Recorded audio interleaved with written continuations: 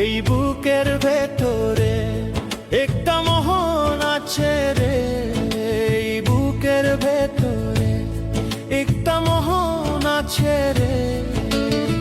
সেই মনেতে এখন আমি দুঃখ করি চাস, সেই মনেতে এখন আমি দুঃখ করি চাস। তুমি বন্ধু কইরা গেলা আমার সর্বনাশ রে।